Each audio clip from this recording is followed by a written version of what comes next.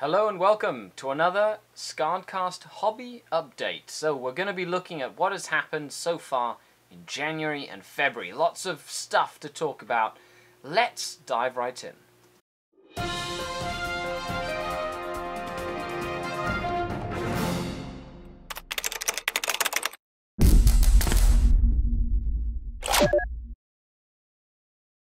Hello and welcome to another Skaredcast video. So first and foremost, January has been a fantastic month. You know, I went to a doubles tournament called Hellmouth in a place called Parry Sound with Rob. He's one of the patrons to the channel, and one of my professional colleagues. You know, he was taking his Primaris Crimson Fists, and I took my Dark Eldar, just straight Drukhari Venom spam. You know, we ended up winning the best general at that, best generals at that little, basically doubles RTT. And it was really fun. You know, played Maelstrom of War, played 3 fantastic games against 6 fantastic opponents. So this was kind of like the forefront. Like this, my 2018 hobby sort of challenge to myself is to get a competitive list built up, painted and tested and played. And this was a great start to the new year. There's been a couple of things that I've been testing. If you're a Drukhari fan, which if you've been following the video this far, you probably are, or you just want to give me a thumbs down because you don't like the Drukhari, or you like the Crimson Fists, but I'm not going to talk too much about them, I do apologize. Although they were an integral part of us winning this tournament. But, you know, I've been toying around with large blocks of Cabalite Warriors. You know, I had a 20-man block of Cabalite Warriors, I had lots of Venoms, I had 2 Blasterborn units, and I had a Farseer. Now, the Farseer that I've been using has been fantastic. I love having Doom as the power. Now, in this tournament, you had to roll for your psychic powers, and sadly I did not get Doom, but it taught me how to appreciate a power called a Will of Azurian, or yeah, something like that, which makes all Eldar, all Azuriani, so craftable units, fearless and gives them +1 to deny, which was really, really helpful in our second game. So the first game was a lesson in board control. So we seized the initiative from our opponents, and they had an Eldar and Chaos army that relied heavily on deep striking units. And we were able to create a series of bubbles around the entire table that prevented the enemy from deep striking anywhere near anything important, using the large Cabalite Warrior unit. Now, in this table, there was some really cool like buildings, line of sight blocking terrain. You could really hide into it. You can also see the expert carrying cases that our opponents were using. They're state-of-the-art carry cases, you know, very hard to find. So it was really cool to see that sort of stuff as well. I'm joking, of course, they're egg cartons. But hey, I use a box for my army.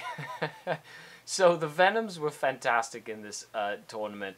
The Homunculus, of course, sticking around in the middle, giving them all +1 to their toughness, because they were all Coven Venoms. And just flying around doing lots of poison weapons. My army was designed to just go and get stuff, while my opponent's army was designed to just sit in the middle of the board and shoot stuff to death. Rob's army was essentially based around a giant unit of 10 Hellblasters with the Banner of the Emperor Ascendant. So every time they died on a 3+, they got to shoot you. And oh man, was that ever fun. You know, every time somebody would kill a Hellblaster throughout the entire tournament, the Hellblaster would overcharge his plasma gun and shoot at something far away and do some damage, which was just all the more entertaining. Also using cool stratagems like Auspex Scan that would prevent the enemy from getting anywhere close and really doing some damage. So all in all, we did win our first game. We went into a second game, which was based against Astra Militarum and Mortarion army. That was a very tightly fought game, and we pulled it out right at the end of the game. So we did win our second game. And then our third game, we played against Tyranids and Necrons, and Chris Rice and his Tyranid army. He's part of a team tournament that I'm going to be going down to. He has lots of Gene Stealers, the Swarm Lord, and Morlocks, and Tyranids are definitely quite a good army, and it really showed us how we had to play very strategically, and the game went like a full amount of turns. All in all, at the end, we also won that game. Just showed the resiliency of the Primaris Space Marines when supported by the fast-moving, mobile Dark Eldar. So then I started kind of painting up a few things. I've really been working on painting my Eldar. So they are based around the Mimera craft world, and so I can kind of use them as whatever I want. And so I painted Farseer. Started doing some work on that Spirit Seer just because I really like the Spirit Seer. And he's kind of been gotten thrown in my lists. He's definitely a little bit higher than just my tabletop standard, which is great.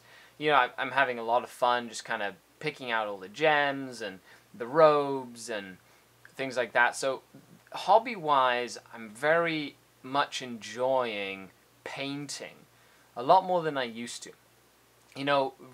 February 24th and 25th, I'm hosting, together with, the Eternal Warriors Club, gaming club, the Barry Bash, which is the 6th year we're running the Barry Bash. And this year it's a 62 to 66 person major ITC grand tournament in Barrie, Ontario. So getting some objective markers for that, thanks to Joe Duca for making those up. It's pretty cool. I'm really excited about those. And then I got the news that I had been selected to go to ETC, and I'm going to be representing the Canadian team. So it's been a lot of testing, just testing, and playing and testing. And right now I'm just playing around with a variety of different lists. I'm throwing around some really crazy stuff, really just trying to get my hands on playing. So I've been playing a combination of Drukhari and Eldar and Harlequins and Corsairs and Black Templars and Astra Militarum. Then I went to another small RTT in a local game store, and I took basically almost a carbon copy of Nick Nanavani's Eldari and Inari army, and did really well with it.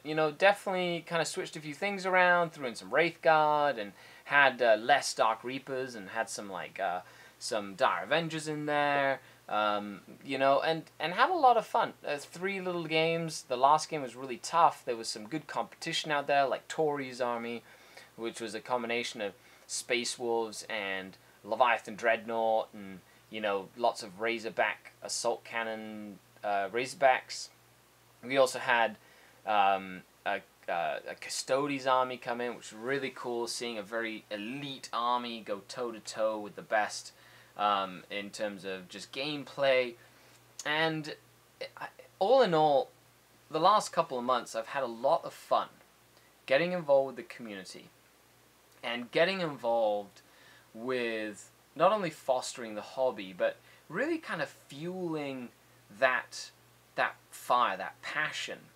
So, I have a question for you guys. Any of you who subs to the channel, who listens to me ramble on these videos, and who's been a part of this for the last, as long as you've been a subscriber or a supporter of the channel, what fuels your hobby? What makes you sit down at that hobby table and really kind of inspire you?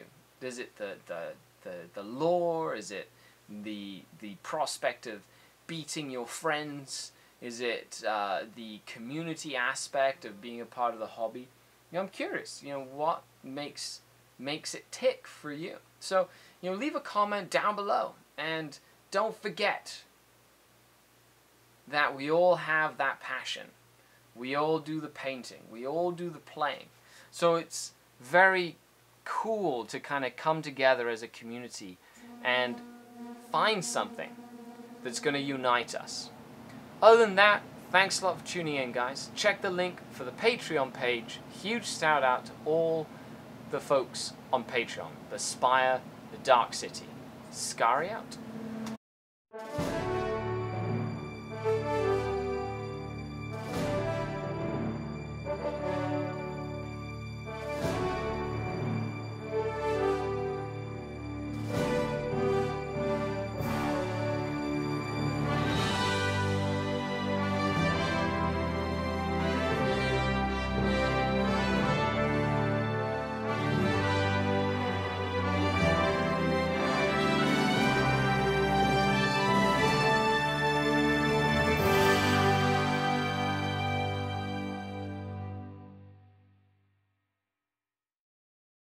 It's an exclusive. We're playing the game.